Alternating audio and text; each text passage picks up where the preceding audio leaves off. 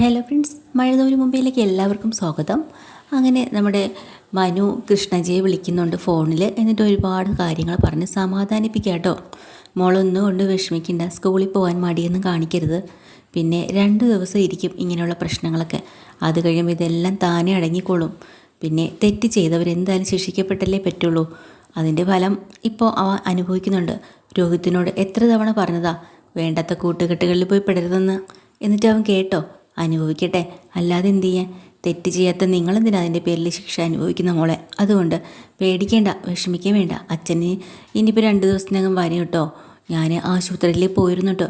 പിന്നെ ആൻറ്റിയെയും കണ്ടു, അങ്കിളിനെയും കണ്ടു. ആണോ? അച്ഛൻ എന്ത് പറഞ്ഞു മനുവേട്ടാന്ന് കൃഷ്ണ ചോദിക്കുക കേട്ടോ. അപ്പം മനു പറയാണ്ട് എന്ത് പറയാൻ, അധികമൊന്നും സംസാരിച്ചില്ല. എന്തോ ഒരു പിണക്കം പോലെയാണ്. ടെൻഷനുണ്ടേ, അതുകൊണ്ടാണ്. ഞാനും അധികം സംസാരിക്കാനൊന്നും പോയില്ല. ഞാനും കാര്യങ്ങളൊക്കെ മനസ്സിലാക്കണമല്ലോ, അതുകൊണ്ടാണ്. പിന്നെ അവിടെ ഇപ്പോൾ ആരുണ്ട്? ഇവിടെ സുലോചന ആൻറ്റി വന്ന് നിൽപ്പുണ്ട്. പിന്നെ അലീന ചേച്ചി ഉണ്ടല്ലോ. ഭവിത എന്ത് ചെയ്യുന്നു അടി? ഭവിതേച്ചിയുടെ കാര്യമൊന്നും പറയാതിരിക്കുന്നത് നല്ലത് മനുവേട്ടാ. ഏത് നേരവും മുറിക്കകത്ത് ഫോണും കുത്തിപ്പിടിച്ചിരിക്കും.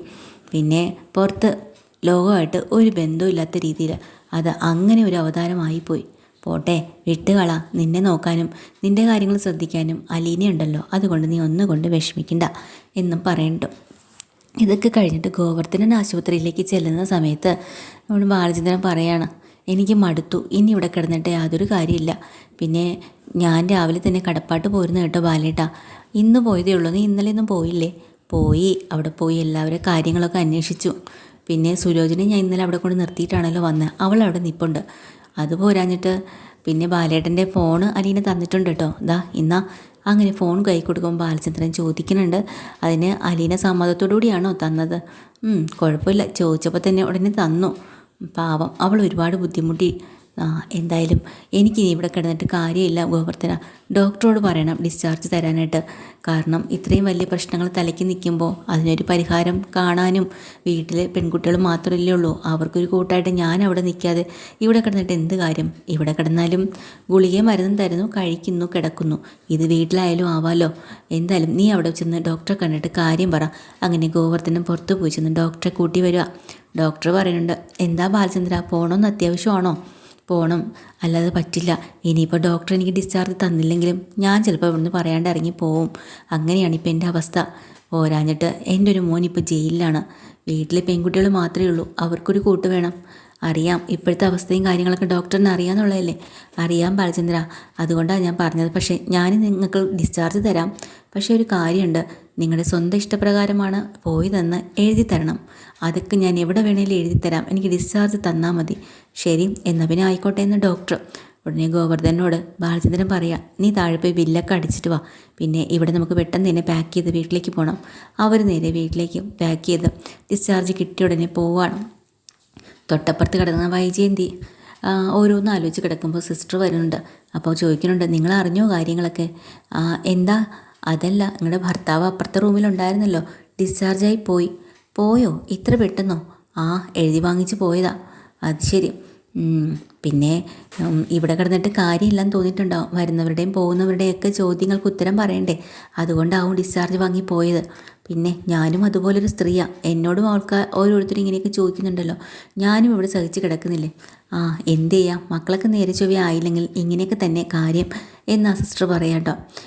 അതെന്താ നിങ്ങൾ അങ്ങനെ പറഞ്ഞത്? അല്ല, മക്കൾ ഇപ്പോൾ ചെയ്ത കാര്യങ്ങളൊക്കെ ഞങ്ങൾ അറിഞ്ഞു. എൻ്റെ മോൻ അങ്ങനെയുള്ളവനല്ല, അവനെ ആരോ ചതിക്കുഴിയിൽ പെടുത്തിയതാ, അല്ലെങ്കിൽ അവൻ അങ്ങനെ കുട്ടിയല്ല. ആര് പറഞ്ഞു? ഇതിനു മുമ്പേയും ഇങ്ങനൊരു കാര്യം ചെയ്തിട്ടില്ലേ? അതെന്താ നിങ്ങൾ അങ്ങനെ പറഞ്ഞത്? സിസ്റ്ററിനോടും ചോദിക്കുകയാണ് വൈജ. നിങ്ങളുടെ മകളെന്നും പറഞ്ഞൊരു കുട്ടി ഇവിടെ നിന്നില്ലേ, അലീന, ആ കൊച്ചിനോട് നേരത്തെ ഇതുപോലെ മയക്കുമരുന്ന് കൊടുത്ത് പീഡിപ്പിക്കാൻ ശ്രമിച്ചില്ലായിരുന്നോ? അതൊക്കെ നിങ്ങൾക്ക് എങ്ങനെ അറിയാം? പത്രത്തിൽ നല്ല വിശദമായിട്ട് എഴുതിയിട്ടുണ്ട്. പിന്നെ ആ കുട്ടി ഇപ്പോഴും പരാതി കൊടുത്തിട്ടില്ല അതിനെതിരായിട്ട്. അതുകൊണ്ട് ആ സ്ഥലം പൊക്കാതെ അങ്ങനെ പോയില്ലേ? നിങ്ങൾക്ക് ഇതൊക്കെയാണോ ജോലി ഇവിടെ? ഇതൊക്കെ അന്വേഷിക്കില്ലേ? പത്രമൊക്കെ നിങ്ങൾക്ക് എവിടെ നിന്നാണ് കിട്ടുന്നത് എന്ന് വൈജ ചോദിക്കാം. വല്ല പത്രം കിട്ടുമ്പോൾ വായിക്കാനുള്ള സമയമൊന്നും ഇല്ലെങ്കിലും ഇങ്ങനെയുള്ള വാർത്ത കേൾക്കുമ്പോൾ നമുക്ക് വായിക്കാനൊരു ഇൻട്രസ്റ്റ് തോന്നുമല്ലോ എന്നും പറയാം കേട്ടോ. പിന്നെ നിങ്ങൾ പിരിയുകയാണെന്നും ഡിവോഴ്സ് ആണെന്നും ഒക്കെ അറിഞ്ഞു. അത് നിങ്ങളെങ്ങനെയാണ് അറിഞ്ഞ്? അല്ല, കുടുംബകാര്യവുമായി ബന്ധപ്പെട്ട് വക്കീലന്മാരെ ഇവിടെ വിളിച്ച് സംസാരിക്കുമ്പോഴേ കുറച്ചൊക്കെ ചോർന്നു പോവും മാഡം, അങ്ങനെയൊക്കെ കേട്ടതാ. പക്ഷേ ഞാൻ നിങ്ങളോട് ഒരു കാര്യം പറയട്ടെ, നിങ്ങൾ തെറ്റായി എടുക്കരുത്. കുറച്ച് ദിവസം കൊണ്ട് നമ്മൾ ഉള്ള പരിചയം വെച്ച് മാത്രമാണ് ഞാൻ പറയുന്നത്. എന്താ നിങ്ങൾക്ക് പറയാനുള്ളത്, പറഞ്ഞോ എന്ന് വൈജയന്തി ചോദിക്കുകയാണ്. അപ്പോൾ ആ സിസ്റ്റർ പറയാ, ഇപ്പോൾ നിങ്ങളുടെ കുടുംബത്തിൽ നടക്കുന്ന ഈ പ്രശ്നങ്ങളുണ്ടല്ലോ, ഇതിന് ഒരുവിധം ശരിയായി വരണമെങ്കിൽ നിങ്ങൾ പിരിയരുത്, ഒരുമിച്ച് ഒറ്റക്കെട്ടായിട്ട് നിൽക്കണം. എന്നാൽ മാത്രമേ നിങ്ങളുടെ കുടുംബം ഇനി മുന്നോട്ട് കൊണ്ടുപോകാൻ നിങ്ങൾക്ക് സാധിക്കൂ. അതുകൊണ്ട് നിങ്ങൾ ഡിവോഴ്സിന് പോകരുതെന്ന് പറയാം. നിങ്ങൾക്ക് എന്തറിയാം എൻ്റെ കുടുംബത്തെക്കുറിച്ച്? അവിടെ ഒരു താടക വന്നിരിപ്പുണ്ട്, അവൾ പോവാതെ ഒരു നിവൃത്തിയില്ല. ഞാൻ പറയാനുള്ള പറഞ്ഞു, അത്രയേ ഉള്ളൂ എന്ന് പറയാം കേട്ടോ. അങ്ങനെ വീട്ടിൽ വരുമ്പോൾ തന്നെ നമ്മുടെ കൃഷ്ണേച്ചിക്കും അതുപോലെ തന്നെ അലീനയ്ക്കും ഭയങ്കര സന്തോഷമാവണം കേട്ടോ. ബാലചന്ദ്രനെ കാണുമ്പോൾ കൃഷ്ണയെ ചേർത്ത് വെച്ചിട്ട് പറയാം, മോളെ നീ അങ്ങ് ക്ഷീണിച്ച് പോയല്ലോ, എന്തിനാ നീ ഇങ്ങനെ വിഷമിക്കണേ, ഒക്കെ ശരിയാവും. പിന്നെ കാര്യങ്ങളൊക്കെ നമുക്കിനി എങ്ങനെയെങ്കിലുമൊക്കെ ശരിയാക്കി എടുക്കാം. അതുകൊണ്ട് നീ ഇനി സ്കൂളിലൊക്കെ പോകണം. എങ്ങനെ പോവാനാച്ചാ? കൂട്ടുകാരികളോ മറ്റുള്ളവരൊക്കെ എന്നെ കളിയാക്കില്ലേ? ഒന്നുമില്ല, ഈ തിങ്കളാഴ്ച ഇങ്ങനെ അങ്ങ് പോട്ടെ, അടുത്ത തിങ്കളാഴ്ച മുതൽ സ്കൂളിൽ പോകണം കേട്ടോ, ഞാൻ കൊണ്ടാക്കാം. ടീച്ചറിനെയും ഹെഡ് മാസ്റ്ററിനെയും ഒക്കെ വന്ന് കണ്ട് സംസാരിക്കാം. ശരിയാച്ചാ എന്നിങ്ങനെ പറയാട്ടോ. അപ്പം അലീന പറയണ്ടേ, ചായ എടുക്കട്ടെ? എല്ലാം വേണം എനിക്ക്. ശരി, എന്നാൽ ഞാൻ ചായയും കൊണ്ട് മേളിലേക്ക് വരാം. അച്ഛൻ മേളിൽ ചെന്ന് ഡ്രസ്സൊക്കെ മാറിക്കുമെന്ന്. ഇതൊന്നും ബബിത അറിയണില്ല. ബബിത റൂമിനകത്ത് തന്നെയാണ്. പോയി ഡ്രസ്സൊക്കെ ചേഞ്ച് ചെയ്ത് വരുമ്പോൾ ചായയും ബിസ്ക്കറ്റും ഒക്കെ കൊണ്ട് കൊടുക്കുക കേട്ടോ അലീന. എന്നിട്ട് പറയണ്ട, അച്ഛാ ഇതെല്ലാം ഇവിടെ ഇരുന്ന് കഴിക്കുക, റെസ്റ്റ് എടുക്കണം എന്നൊക്കെ പറഞ്ഞ് സമാധാനപ്പെടുത്താണ്. മറ്റുള്ള കാര്യങ്ങളൊന്നും ഓർക്കരുത്, അതൊന്നുമില്ല. അങ്ങനെ അലീന പഴയ ആശുപത്രിയിൽ നിന്ന് കൊണ്ടുവന്ന ഡ്രസ്സുകളെല്ലാം അലക്കാൻ വേണ്ടിയിട്ട് എല്ലാം ചുട്ടിക്കുട്ടി എടുത്തു. കയ്യിൽ വാഷിംഗ് മെഷീനിൽ ഇടാൻ വേണ്ടിയിട്ട് കൃഷ്ണയെ വിളിച്ച് താഴെ പോകണം കേട്ടോ. ഇതെല്ലാം കഴിഞ്ഞ് ബബിതയുടെ കാര്യം അച്ഛൻ ചോദിക്കുമ്പോഴും കൃഷ്ണ പറയുന്നുണ്ട്, അച്ഛാ ബബിതേച്ചിയുടെ കാര്യം വലിയ കഷ്ടത്തിലാണ്. ഇവിടെ ആര് വരുന്നോ പോകുന്നോ ഒന്നും അന്വേഷിക്കാറില്ല, ഒരു ഫോണും പിടിച്ച് ഇങ്ങനെ ഇരിക്കും. തനി ഒരു വല്ലാത്ത സ്വഭാവമാണ്, ഒന്നും മിണ്ടാനും പറ്റുന്നില്ല. അപ്പോൾ അവളും എന്തെങ്കിലും തെറ്റായ വഴിക്ക് പോകുന്നുണ്ടോ? അറിയില്ല എന്ന് പറയാട്ടോ. ഇതെല്ലാം കഴിഞ്ഞ് ബാലചന്ദ്രൻ താഴേക്ക് വരുമ്പോൾ ബബിത അവിടെ ഇരിപ്പുണ്ട്. അച്ഛനോ? അച്ഛനിത് എപ്പോഴാണ് വന്നത്? അപ്പോൾ തന്നെ ബാലചന്ദ്രൻ ചോദിക്കുന്നുണ്ട്, എടി ഞാൻ ഇന്നലെ ഈ വീട്ടിലുണ്ട്, നീ എപ്പോഴാണ് വന്നേ? എന്താ അച്ഛാ കളിയാക്കാണോ? പിന്നല്ലാതെ, ഞാൻ വന്നിട്ട് എത്ര നേരമായി? അതിന് ആരും പറഞ്ഞില്ലല്ലോ എന്നോട്, പ്രത്യേകിച്ച് പറയണോ? നീ ഈ വീട്ടിലുള്ളതല്ലേടി?